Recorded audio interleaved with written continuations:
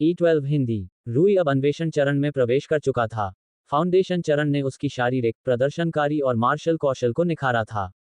उसका शरीर अविश्वसनीय रूप से उच्च स्तर पर निखारा गया था। उसकी मांसपेशियां शक्तिशाली थीं लेकिन फिर भी लचीली और गतिशील थीं। उसकी हड्डियां घनी और सख्त थीं। उसकी त्वचा और मांस सख्त और कठोर थे। यह अकादमी में प्रवेश करने से पहले उसके दुबले, नर्म और कमजोर शरीर के बिल्कुल विपरीत था। अब उसे अपने मार्शल पथ की खोज की दिशा में पहला कदम उठाने के योग्य शरीर प्राप्त हो गया था।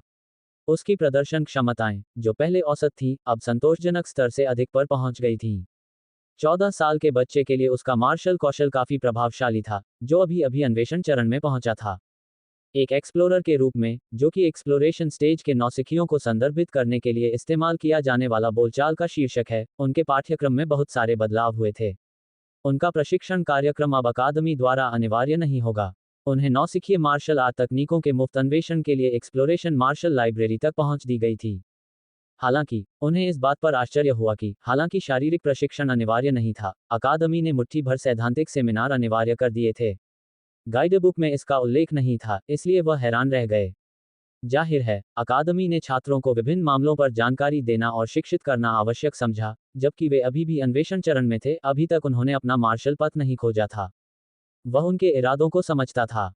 मार्शल क्षेत्र, मार्शल आर्ट की दुनिया और उद्योग के बारे में सामान्य ज्ञान और बुनियादी जागरूकता होना सबसे अच्छा था, इससे पहले कि वे इसमें शामिल होने का फैसला करें। इससे उन्हें अधिक सूचित निर्णय लेने में मदद मिलेगी। रूई ने मार्शल यूनियन पर एक पाठ्य पुस्तक को सरसरी तौर पर पढ़ा। उसमें दी गई जानकारी सामान्य, अस्पष्ट और अविश्वसनीय अफवाहों की तुलना में अधिक विस्तृत और विशिष्ट थी, जिनसे वह अक्सर जूझता रहता था। उद्धरण चिन्ह डॉट डॉट डॉट दिलचस्प जानकारी को पचाते हुए उन्होंने कहा, पाठ्यपुस्तक का पहला खंड मार्शल आर्टिस्टों का इतिहास था, साथ ही इसमें कैनरियन मार्शल यूनियन से लेकर उसके वर्तमान स्वरूप, उसकी सामाजिक, राजनीतिक और आर्थिक स्थिति और कैनरियन साम्राज्य की वर्तमान स्थिति में उसकी भूमिका के बारे में बताया गया था। जहां तक विश्वसनीय आधिकारिक अभिलेखों की बात है, योद्धाओं के एक विशिष्ट वर्ग के रूप में मार्शल आर्टिस्ट का पता लगभग 500 साल पहले लगाया जा सकता है। उस समय मार्शल आर्टिस्ट क्षेत्र रैंकिंग प्रणाली मौजूद नहीं थी, लेकिन मार्शल यूनियन के इतिहासकारों और मानव विज्ञानियों का अनुमान है कि उस युग के शीर्ष मार्शल आर्टिस्ट, ज्यादा से ज्यादा मार्शल अप्रेंटिस से ज्यादा कुछ नहीं थे। हालांकि, फिर से, अपर्याप्त डेटा के कारण यह पूरी तरह से स्पष्ट नहीं था। ये स्पष्ट था कि मार्शल आर्टिस्ट के उदय ने मानव प्रजाति की शक्ति गतिशीलता के लंबे समय से स्थापित सदियों पुराने तंत्र में सेंध लगाए। मार्शल आर्टिस्ट के उदय से पहले, पनामा महाद्वीप संघर्ष और युद्ध से भरा हुआ था। एक अवधारणा के रूप में, बड़े स्थिर देश मौजूद नहीं थे। मनुष्यों की छोटी बस्तियां थीं, जो आमतौर पर कैनरियन साम्राज्य के औसत आधुनिक शहर के आकार की थीं। ये छोटे राज्य क्षेत्र, संसाधनों, पूंजी और जनशक्ति पर एकाधिकार करने के लिए निरंतर संघर्ष में थे। इन छोटे छोटे संप्रभु राज्यों के शासकों ने राजनीतिक सत्ता पर एकाधिकार किया और उसे बनाए रखा, जो उस समय मौजूद मॉडलों से बहुत अलग था। 500 साल से भी ज्यादा पहले तकनीक की स्थिति आज की तुलना में बहुत कम और अल्पविकसित थी। उस समय मार्शल आर्टिस्ट मौजूद नहीं थे, इसलिए व्यक्तिगत लोगों की शक्ति और महत्व नगण्य था।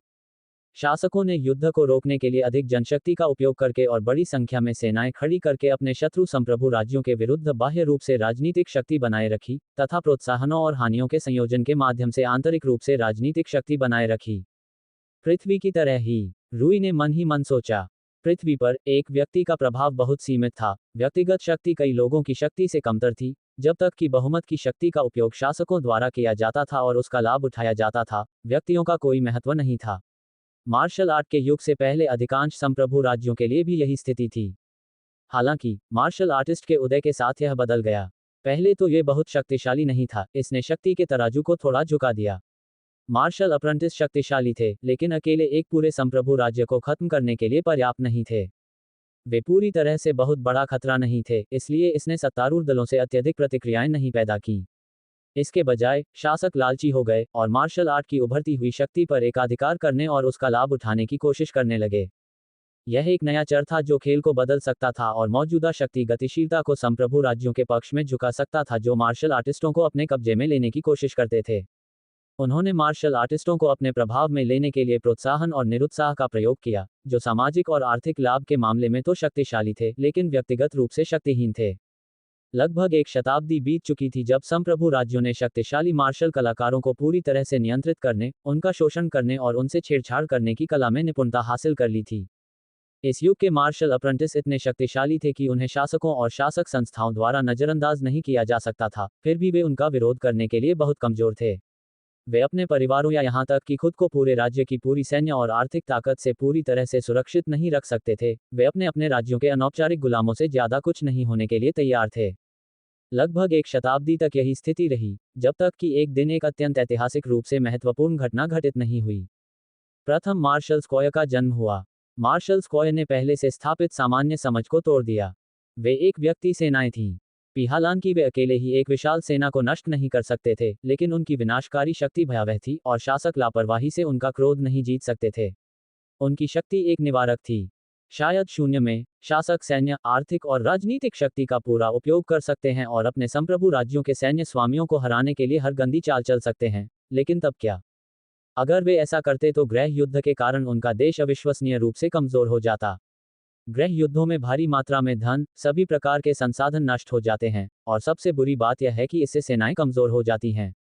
आसपास के संप्रभु राज्य इस अवसर को पहचान लेंगे और अब कमजोर हो चुके राष्ट्र पर तुरंत युद्ध की घोषणा कर देंगे तथा उस पर पूर्ण रूप से कब्जा कर लेंगे तथा उस पर अपना प्रभुत्व स्थापित कर लेंगे। ये तो और भी बुरा था। यह अधिकांश शासकों के लिए अस्वीकार्य परिणाम था, इसलिए मार्शल आर्टिस्टों की बढ़ती व्यक्तिगत शक्ति को ध्यान में रखते हुए नई सामाजिक राजनीतिक व्यवस्थाएं अस्तित्व में आईं और वास्तव में ऐसा हुआ भी। बेशक यह इतना सीधा नहीं था। पहले से ही अराजक युद्ध का दौर और भी अधिक भयावह हो गया था, क्योंकि अनगिनत राष्ट्रों ने संस्कृति, सत्तारूढ़ पार्टी के स्वभाव और अन्य परिस्थितियों के आधार पर मार्शल आर्टिस्टों को एकीकृत करने, हावी होने या मिटाने के लिए सभी प्रकार के सामाजिक सांस्कृतिक मॉडल और समाधान आजमाए। कुछ लोग मार्शल आर्टिस्ट पर हावी होने में सफल रहे, कुछ असफल रहे और इसके बजाय मार्शल आर्टिस्ट ने उन्हें दबा दिया। फिर भी अधिकांश ने सहयोग के लिए प्रयास किया। अनगिनत राष्ट्रों का पतन हुआ और युद्ध युग के विजेताओं ने उन्हें नष्ट कर दिया। इसने युद्ध युग के अंत को चिन्हित किया और एक नए युग को जन्म दिया, जिसे मार्शल आर्ट का युग कहा जाता है। ये थी मार्शल आर्ट की कहानी। के लिए यह वाकई एक दिलचस्प कहानी थी। सिर्फ इस जानकारी से ही उसे एहसास हुआ कि मार्शल यूनियन का छात्रों को हालात के बारे में शिक्षित करने का फैसला कितना बुद्धिमानी भरा था। इतिहास को दोहराने का सबसे अच्छा तरीका यह है कि भविष्य के लोग अतीत को भूल जाएं। रूई ने सोचा। हालांकि उसे संदेह था कि मार्शल आर्टिस्ट और राज्य के बीच संबंध शायद अच्छे नहीं थे, लेकिन इससे उसे एहसास हुआ कि उसने इस मुद्दे को कितना कम करके आंका था। शासक संस्थाएं संभवतः मार्शल आर्टिस्टों से डरती हैं और उनका तिरस्कार करती हैं, क्योंकि मार्शल आर्टिस्टों के कारण शक्ति संतुलन में झुकाव होता है। फिर भी वे न केवल विदेशी दबाव के कारण मार्शल आर्टिस्टों को कुछ नहीं कर सकते, बल्कि बाहरी दुश्मनों को रोकने के लिए उन्हें सक्रिय रूप से मार्शल आर्टिस्टों की शक्ति की आवश्यकता होती है। रूई को एहसास हुआ। दूसरी ओर, मार्शल आर्टिस्ट संप्रभु राज्यों द्वारा उन्हें दबाने की इच्छा के प्रति नाराज हैं, लेकिन उन्हें भी उन्हीं कारणों से सहयोग करने की आवश्यकता है, जिन कारणों से सत्तारूढ़ संस्थाएं सहयोग करती हैं। बाहरी दबाव। बेशक, रूई को पता था कि मामले की वास्तविकता संभवतः कहीं अधिक जटिल थी। उनकी समझ संभवतः मुद्दे का अति सरलीकरण थी। इसके अलावा, ये स्पष्ट था कि उनके पास अधूरी जानकारी थी। ऐसा कोई तरीका नहीं था जिससे मार्शल अकादमी संघ और शाही परिवार के मामलों और राजनीतिक चालों की वास्तविक स्थिति को उजागर कर सके। यदि वह अधिक शक्तिशाली हो जाए और उच्चतर लोगों तक पहुंच जाए तो संभवतः वह उनके बारे में अधिक जान सकेगा। उनके सैद्धांतिक पाठ्यक्रम के अगले कुछ भाग और अनुभाग, पनामा महाद्वीप की स्थिति पर गहराई से विचार करने के बजाय कैम्ब्रियन साम्राज्य और कैम्ब्रियन मार्शल यूनियन पर अधिक केंद्रित थे। मार्शल यूनियन की स्थापना लगभग 400 साल पहले हुई थी, हालांकि तब इसका आकार और स्वरूप बहुत अलग था। युद्ध युग के कई बचे हुए संप्रभु राज्यों की तरह कैम्ब्रियन साम्राज्य ने भी मार्शल कलाकारों के साथ सह अस्तित्व और सहयोग की स्थिति को चुनने का फैसला किया। मार्शल यूनियन और शाही परिवार ने शांति, सहयोग और गठबंधन की घोषणा करते हुए कैम्ब्रियन मार्शल संधि पर हस्ताक्षर किए। उन्होंने कैम्ब्रियन मार्शल कन्वेनेंट पर भी हस्ताक्षर किए, एक अनुबंध जिसमें सहयोग की शर्तें और नियम निर्दिष्ट किए गए थे। पाठ्यपुस्तक में शर्तों और प्रावधानों का पता लगाया गया था। अनुबंध में कई खंड शामिल थे जो शर्तों और नियमों के लिए सावधानीपूर्वक आधार और संदर्भ स्थापित करते थे, उन पर गहराई से विचार करने से पहले। ये सुनिश्चित करने के लिए था कि कोई भी कानूनी छूट या खामियां न हो, जिसका कोई भी पक्ष दूसरे की कीमत पर अपने फायदे के लिए फायदा उठा सके। वास्तविक नियम और शर्तें उल्लेखनीय रूप से समान थीं। पहला खंड राष्ट्रीय रक्षा के बारे में था। शाही परिवार ने मार्शल यूनियन को वार्षिक कमीशन के रूप में एक बड़ी राशि का भुगतान किया, बदले में सीमाओं पर निरंतर और नियमित सुदृढ़ीकरण, निगरानी और गश्त के लिए सहायता दी। एक अन्य खंड उन नियमों और शर्तों से संबंधित था जिन पर युद्ध या आक्रमण की स्थिति में मार्शल यूनियन और शाही परिवार सहमत हुए थे। हालांकि वास्तव में बहुत सारी शर्तें और परिसर थे, लेकिन इसका सार ये था कि मार्शल यूनियन बहुत बड़ी राशि और अन्य संसाधनों के लिए कैनेडियन साम्राज्य की रक्षा करने के लिए तैयार था, जबकि कुछ शर्तों के तहत युद्ध से हटने का अधिकार भी सुरक्षित था। यदि स्थिति कभी बड़े पैमाने पर बर्बादी तक बढ़ गई, तो मार्शल यूनियन कैनेडियन साम्राज्य के साथ घसीटे जाने के लिए तैयार नहीं था। नोव एल बी जेएनएन एक संप्रभु राज्य एक भूभाग के बिना कुछ नहीं था, लेकिन यूनियनें बहुत अधिक लचीली थीं। यदि कभी सबसे खराब स्थिति आ जाए तो घर बदलना असंभव नहीं था। इसमें कई अन्य धाराएं भी थीं, जिनका मूलतः तात्पर्य यह था कि मार्शल यूनियन देश को राष्ट्रीय हित के मामलों में सहायता प्रदान करेगा, जिसके बदले में उसे धन, संसाधन और अन्य विशेषाधिकार और लाभ प्राप्त होंगे। यह एक बहुत ही जटिल विनिमय प्रक्रिया थी। इस संधि ने वास्तव में मार्शल यूनियन को उसके शुद्ध राजस्व का एक बड़ा हिस्सा प्रदान किया। शाही परिवार जिस विशाल धन संपत्ति को खर्च करने में सक्षम था, उसने शक्तिशाली मार्शल यूनियन को भी विनम्र और विनम्र बना दिया। इन सभी जटिल और पेचीदा समझौतों के पीछे एक तरह की कमजोरी छिपी हुई थी, या कम से कम रूई को तो ऐसा ही लगा। अनुबंध को देखकर ही उसे लगा कि दोनों पक्ष सहयोग करने के लिए अनिच्छुक थे, लेकिन कई परिस्थितियों के कारण उन्हें ऐसा करने के लिए मजबूर होना पड़ा। फिर भी, सिर्फ इसलिए कि वे सहयोग करने के लिए सहमत हो गए, इसका मतलब यह नहीं है कि उनके बीच सच्ची शांति थी। कम से कम रूई को पूरी तरह से यकीन था कि ऐसा होने का कोई तरीका नहीं था। यदि कभी ऐसा दिन आया कि शाही परिवार या मार्शल यूनियन कमजोर हो गए या सत्ता के लोभ में डूब गए, तो उन्हें पूरा विश्वास था कि दोनों पक्षों को अधिकतम लाभ के लिए एक दूसरे का शोषण करने और उन पर हावी होने में कोई समस्या नहीं होगी। इसे ध्यान में रखते हुए मार्शल अकादमियों का अस्तित्व अधिक समझ में आता है। मार्शल यूनियन के लिए सबसे तात्कालिक खतरा उनके चारों ओर था। इसके अलावा, मार्शल आर्ट की प्रकृति ऐसी थी कि मार्शल यूनियन समय के साथ धीरे धीरे कमजोर होती चली गई। हर साल कई मार्शल आर्टिस्ट मिशन पूरा करते हुए मैदान में मर जाते थे, जिसका मतलब है कि जब तक नए मार्शल आर्टिस्ट के उभरने की दर मार्शल आर्टिस्ट की मृत्यु दर और मार्शल आर्टिस्ट की सेवानिवृत्ति की दर के बराबर या आदर्श रूप से उससे अधिक नहीं होती, तब तक मार्शल यूनियन अंततः कमजोर होती चली जाती और शायद कैनेडियन साम्राज्य द्वारा पीछे धकेल दी जाती। हालांकि मार्शल आर्टिस्ट मजबूत थे, लेकिन सबसे बड़ी कमी ये थी कि उन्हें तैयार करना मुश्किल था।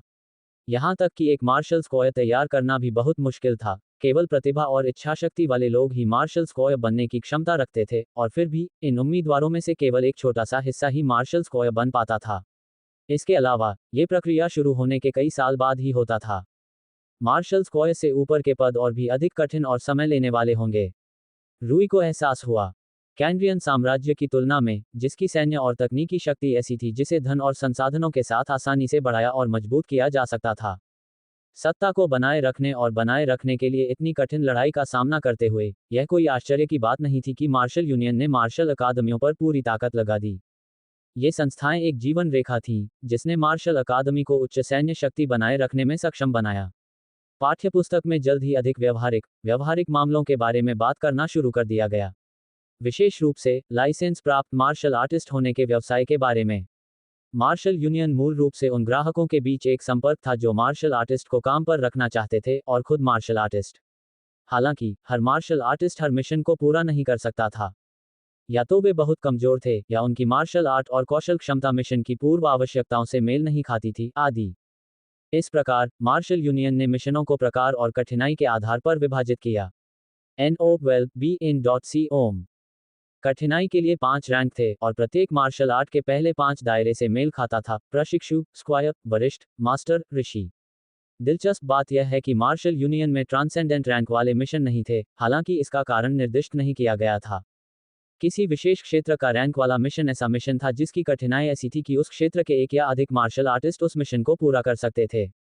प्रशिक्षु रैंक वाला मिशन ऐसा मिशन था जिसे एक या अधिक प्रशिक्षु पूरा कर सकते थे। ये सुनिश्चित करने के लिए था कि मार्शल आर्टिस्ट को उनकी क्षमता के अनुसार मिशन दिया जाए। मार्शल अप्रेंटिस को सीनियर रैंक वाला मिशन सौंपना और सीनियर को अप्रेंटिस रैंक वाला मिशन देना कोई मतलब नहीं रखता। ये बात तो सही है। रूई ने सिर हिलाया। इस कारण से मिशनों को उनके प्रकार के अनुसार भी विभाजित किया गया था। विभिन्न मिशनों के लिए आवश्यक कौशलों और मार्शल आर्ट की आवश्यकता थी।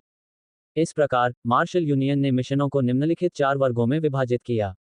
आक्रमण। ये ऐसे मिशन थे जिनमें आमतौर पर किसी व्यक्ति, लोगों के समूह या स्थान पर हमला करना होता था जिसका लक्ष्य अपने विरोधियों को पकड़ना, अक्षम करना या मारना होता था। रक्षा। ये ऐसे मिशन थे जिनमें किसी व्यक्ति, लोगों के समूह या स्थान को नुकसान से बचाना आवश्यक था। शिकार। कैनेडियन साम्राज्य का एक बड़ा हिस्सा निर्जन प्रकृति का था। इसके अलावा पनामा महाद्वीप का एक बड़ा हिस्सा निर्जन और अज्ञात था। इन निर्जन क्षेत्रों के जीव जंतुओं, वनस्पतियों और भूमि के भीतर बड़ी मात्रा में संसाधन हैं। अधिकांश खनन और संसाधन उद्यमों ने उच्च मूल्य वाले उच्च कठिनाई वाले संसाधनों की खरीद में मार्शल यूनियन के कमीशन प्राप्त मार्शल कलाकारों को काम पर रखा, उन्हें संसाधित करने और उन्हें उन निर्माताओं को फिर से बेचने से पहले जिन्हें उक्त संसाधनों की आवश्यकता थी। इसके अलावा पनामा महाद्वीप की निर्जन भूमि में शक्तिशाली जानवर प्रजातियां थीं जो अक्सर मानव आवासों में शिकार करती थीं। ये सभी मिशन शिकार वर्ग के भीतर वर्गीकृत थे। गुप्त अभियान, इन मिशनों में वे सभी मिशन शामिल थे जो अत्यधिक गुप्त और गुप्त प्रकृति के थे। जासूसी, टोही, घुसपैठ, निकासी, हत्या, तोड़फोड़ आदि इस श्रेणी के मिशनों के सबसे आम प्रकार थे। विविध, इनमें कुछ हद तक विशिष्ट मिशन या ऐसे कम कठिनाई वाले मिशन शामिल थे जिन्हें कोई भी मार्शल आर्टिस्ट पूरा कर सकता था। प्रशिक्षण, शारीरिक श्रम, प्रदर्शन आदि जैसी चीजें इनमें शामिल थीं। आमतौर पर लाइसेंस प्राप्त मार्शल आर्टिस्ट आमतौर पर एक या शायद दो मिशनों की श्रेणियों से चिपके रहते हैं। मार्शल आर्टिस्ट जो मुख्य रूप से आक्रामक श्रेणी के मिशनों में लगे रहते थे उन्हें हमलावर कहा जाता था। मार्शल आर्टिस्ट जो मुख्य रूप से रक्षा श्रेणी के मिशनों में लगे रहते थे उन्हें डिफेंडर कहा जाता था। मार्शल आर्टिस्ट जो मुख्य रूप से शिकार मिशनों को पूरा करते थे उन्हें हंटर्स कहा जाता था और जो गुप्त मिशनों को पूरा करते थे उन्हें शैडो कहा जाता था। दिलचस्प, रूई ने इस सारी जानकारी के बारे में सोचा।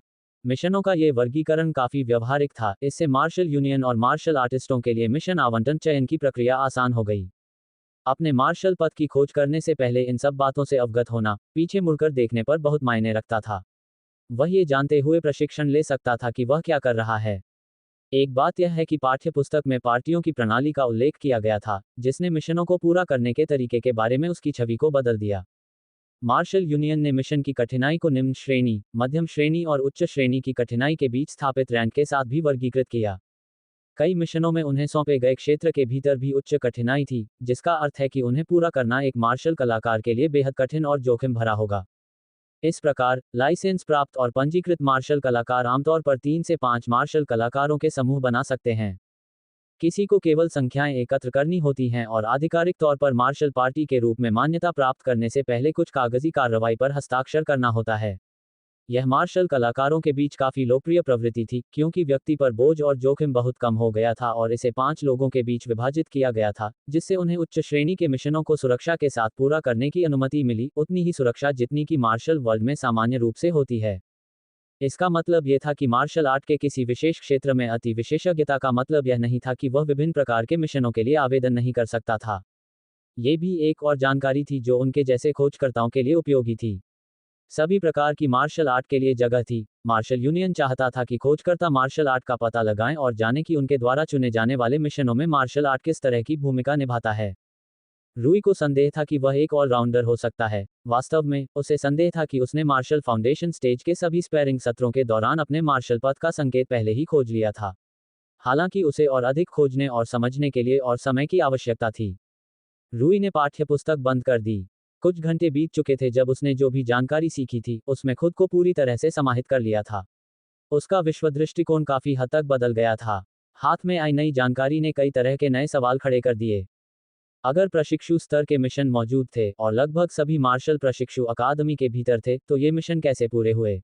क्या ये मिशन छात्रों द्वारा पूरे किए गए थे? ये कुछ ऐसा था जिसके बारे में पाठ्यपुस्तक में नहीं बताया गया था। वह अगले दिन केन से मिलने पर उससे इस बारे में पूछना चाहता था। क्या इस दुनिया में गुप्त अभियानों में मार्शल आर्ट का इस्तेमाल किया जा सकता है? अपने पिछले जीवन में, गुप्त अभियान राज्य और संघीय एजेंटों द्वारा किए जाते थे, जिन्हें खुफिया, कानून प्रवर्तन और सुरक्षा एजेंसियों और राष्ट्रों के ब्यूरो द्वारा प्रशिक्षित किया जाता था। हाथ से हाथ का मुकाबला करना जरूरी था, लेकिन ऐसे कई अन्य कौशल थे जिन्हें इन एजेंटों को इन मिशनों पर भेजे जाने से पहले मास्टर करने की आवश्यकता थी। फिर भी ऐसा लगता था कि इस दुनिया में ऐसे मार्शल आर्ट मौजूद हैं जो अकेले ही गुप्त ऑपरेशन करने में सक्षम हैं। रूई असमंजस में अपना सिर खुजा रहा था। क्या ये सचमुच संभव है कि एक मार्शल आर्टिस्ट एक पूर्ण खुफिया एजेंट या एक गुप्तचर हो? ये दुनिया की उन अनेक चीजों में से एक थी जो उनकी अपेक्षाओं और सामान्यता की भावना को चुनौती देती थी। हम कुछ महीनों में अकादमी की निगरानी में प्रशिक्षु स्तर के कुछ मिशन शुरू करने वाले हैं। केन ने अगले दिन पुष्टि की। किस तरह के मिशन? रूई ने जिज्ञासा से पूछा। केन ने कंधे उचकाए, पता नहीं। तो उन्होंने तुम्हें नहीं बताया? रूई ने बड़बड़ाते हुए कहा। हालांकि चूंकि यह ऐसे मिशन है जिन्हें एक प्रशिक्षु पूरा कर सकता है, मिशन का पैमाना छोटा होगा, मुझे संदेह है कि आपको अन्य मार्शल कलाकारों के खिलाफ लड़ने के लिए मजबूर किया जाएगा। केन ने सिर हिलाया। हमारे प्रशिक्षु पाठ्यक्रम का वह चरण जल्द ही शुरू नहीं होगा। शायद आप मेरे साथ जुड़ सकते हैं यदि आप अपना मार्शल पद खोज लेते हैं और उससे पहले प्रशिक्षु बन जाते हैं। रूई ने जवाब में सिर हिलाया। केन और अन्य लोगों के साथ मिशन पूरा करना बेहद मजेदार लग रहा था। अलग अलग रास्तों पर जाने से पहले उन्होंने थोड़ी बहुत हंसी मजाक की। रूई जल्द ही एक्सप्लोरर लाइब्रेरी में प्रवेश कर गई। एक्सप्लोरर लाइब्रेरी में युद्ध के सभी क्षेत्रों और रूपों की तकनीकें शामिल थीं जो फाउंडेशन तकनीकों से कहीं ज्यादा उन्नत थीं। आधारभूत तकनीकें वे सभी तकनीकें थीं जिनसे रूई परिचित थी। ये अधिकांशतः पृथ्वी पर प्रचलित मार्शल आर्ट से भिन्न नहीं थीं, जैसे किक बॉक्सिंग, कुश्ती, ब्राजीलियन जियू-जित्सु आदि। एक्सप्लोरर चरण में ऐसी तकनीकें शामिल थीं जो अधिक प्रभावी थीं, जैसे कि आपकी कोशिकाओं द्वारा उत्पन्न ऊर्जा को बढ़ाने के लिए विशेष श्वास तकनीकें, विशेष आक्रामक, रक्षात्मक और पैंतरेबाजी तकनीकें जो सामान्य तकनीकों की तुलना में कहीं अधिक बल और गति उत्पन्न करती थीं। तकनीकों और उनके विवरण को स्क्रॉल पर दर्ज किया गया था। प्रत्येक तकनीक को शुरू में संक्षिप्त तरीके से वर्णित किया गया था, उसके बाद अधिक विस्तृत स्पष्टीकरण दिए गए थे। इन आरेखों में विभिन्न मापों और संकेतों के साथ विस्तृत चित्रण थे, साथ ही इन तकनीकों के लिए प्रशिक्षण पद्धति पर विस्तृत स्पष्टीकरण और आरेख भी थे। हालांकि इन तकनीकों में महारत हासिल करने के लिए यह अकेले पर्याप्त नहीं था।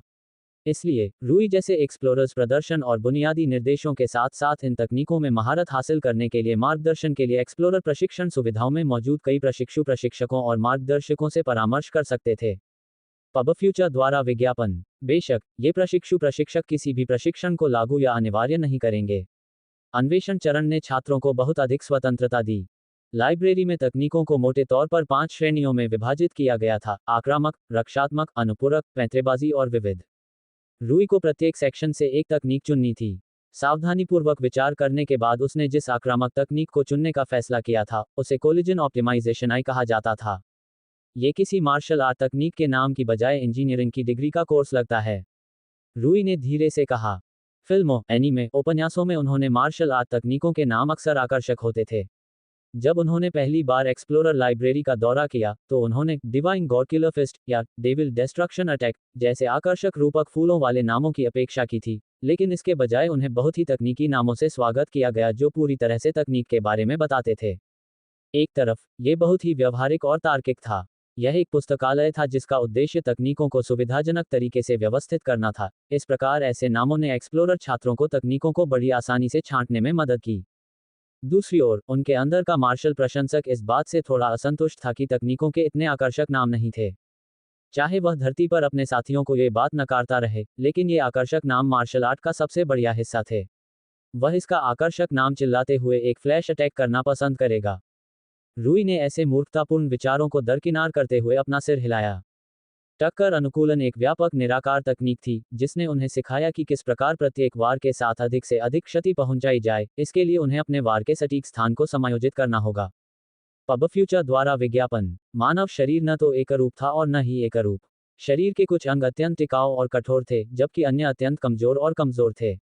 ये गले या अंडकोश को लक्ष्य करने जितना सरल नहीं था। इस तकनीक से यह पता लगाया गया कि शरीर के कौन से हिस्से दर्द और क्षति के प्रति सबसे अधिक संवेदनशील हैं। ये पृथ्वी पर प्रचलित मानक एमएमए प्रशिक्षण से बाहर था। ज्यादातर इसलिए क्योंकि लड़ाके बहुत अशिक्षित थे और इस तकनीक का उपयोग करने के लिए जरूरी जानकारी सीखने में असमर्थ थे। वे इस तरह के प्रशिक्षण में शामिल होने के लिए भी काफी हद तक अनिच्छुक थे। ये कई मायनों में अव्यावहारिक था। लेकिन इस दुनिया में ऐसी औषधियां थीं, जिनसे छात्रों को वह सीखने को मिला जो एमएमए लड़ाके नहीं सीख सकते थे। ये बात रूई पर और भी अधिक लागू होती है, क्योंकि मानसिक कायाकल्प औषधियों के प्रति उसकी सहनशीलता बहुत अधिक थी। इसके अलावा, रूई को इस तकनीक से बेहद लगाव था। यही वजह थी कि उसने इसे चुना। उसकी वैज्ञानिक और शैक्षणिक पृष्ठभूमि इस तकनीक के साथ बेहद तालमेल रखती थी। वास्तव में, अपने ज्ञान के साथ, उसे संदेह था कि वह इस तकनीक को कुछ हद तक बेहतर और अनुकूलित भी कर सकता है। इस तकनीक को चुनने का एक अन्य कारण ये था कि यह बहुत व्यापक और विविधतापूर्ण थी और इससे उनकी प्रहारक क्षमता में सार्वभौमिक सुधार हो सकता था, लेकिन सुधार की मात्रा अधिक नहीं थी। उन्होंने अपनी चुनी हुई शेष 3 तकनीकों पर नजर डाली। रक्षात्मक तकनीक डैमेज मिटिगेशन आई थी। यह मूल रूप से स्ट्राइक के प्रभाव को कम करने के लिए रोलिंग और मूव करने की एक अत्यंत परिष्कृत प्रणाली थी। ये बेसबॉल खिलाड़ियों द्वारा बेसबॉल पकड़ने जैसा था। कोई भी खिलाड़ी एक ही स्थिति में गेंद नहीं पकड़ता था। वे हमेशा प्रभाव को कम करने के लिए गेंद की गति के साथ अपना हाथ हिलाते थे। ये तकनीक उसी सिद्धांत पर आधारित थी। उन्होंने जो पैंतरेबाजी तकनीक चुनी थी उसे बैलेंस डायरेक्शन कहा जाता था। यह एक ऐसी तकनीक थी जिससे वह जिस दिशा में आगे बढ़ना चाहते थे, उस दिशा में लगभग गिरकर तेजी से आगे बढ़ सकते थे। असंतुलित भार को जमीन की बजाय गति की दिशा में निर्देशित करने से अधिक गति की अनुमति मिलती थी। पूरक तकनीक को हार्मोनिक रेस्पिरेशन कहा गया, जो सांस लेने की एक तकनीक थी जो लड़ाई के बीच में चयापचय को मजबूत करती थी, जिससे उसकी क्षमता बढ़ जाती थी। ये वे 4 प्रारंभिक तकनीकें थीं जिन्हें उन्होंने उपलब्ध तकनीकों पर सावधानीपूर्वक विचार करने के बाद एक्सप्लोरर लाइब्रेरी से चुना था। ये तकनीकें उनकी मौजूदा शैली से मेल खाती थीं और अन्य तकनीकों की तुलना में कम कठिन भी थीं। उन्होंने केवल 4 चुनी, प्रत्येक क्षेत्र से एक, ताकि वे खुद पर अधिक बोझ न डालें। अपनी क्षमता से अधिक काम करने का कोई मतलब नहीं था, वे केवल घुटन महसूस करेंगे। उनका इरादा ये पता लगाना था कि वे एक साथ कितनी तकनीकों का अध्ययन कर सकते हैं ताकि वे अपनी उत्पादकता को अधिकतम करने के लिए उचित गति से काम कर सकें। ने इन चारों तकनीकों में महारत हासिल करने में खुद को पूरी तरह से झोंक दिया। उसने अपना समय सभी 4 तकनीकों को समान रूप से समर्पित किया। कायाकल्प औषधियों के प्रति अपनी सहनशीलता के कारण वह उन्हें महारत हासिल करने के लिए बहुत अधिक समय समर्पित करने में सक्षम था। हार्मोनिक श्वसन वास्तव में एक स्फूर्तिदायक श्वास तकनीक थी। इसने रूई के शरीर को ऊर्जा से भर दिया और उसकी थकान और तनाव को कुछ हद तक कम कर दिया। रूई ने इस तकनीक को पहले ही देख लिया था जब वह इसे कर रहा था। वह इसके स्वरूप, यांत्रिकी और शारीरिक रूप से उस पर पड़ने वाले इसके प्रभाव को ध्यान से देख रहा था। यह उस समय हृदय गति के साथ श्वसन अंतराल का समय निर्धारित करके मेरे रक्त में विसरित होने वाली ऑक्सीजन की मात्रा को बढ़ाता है। इससे रक्त की अधिक मात्रा को अधिकतम मात्रा में ऑक्सीजन के संपर्क में आने की अनुमति मिली। युद्ध के दौरान ये काफी उपयोगी था। ये वह सिद्धांत था जिसके द्वारा पूरक श्वास तकनीकें काम करती थीं। उनका उद्देश्य विभिन्न तरीकों और घटनाओं के माध्यम से शरीर में सभी कोशिकाओं को आपूर्ति की जाने वाली ऑक्सीजन की शुद्ध मात्रा को बढ़ाकर चयापचय को बढ़ाना था।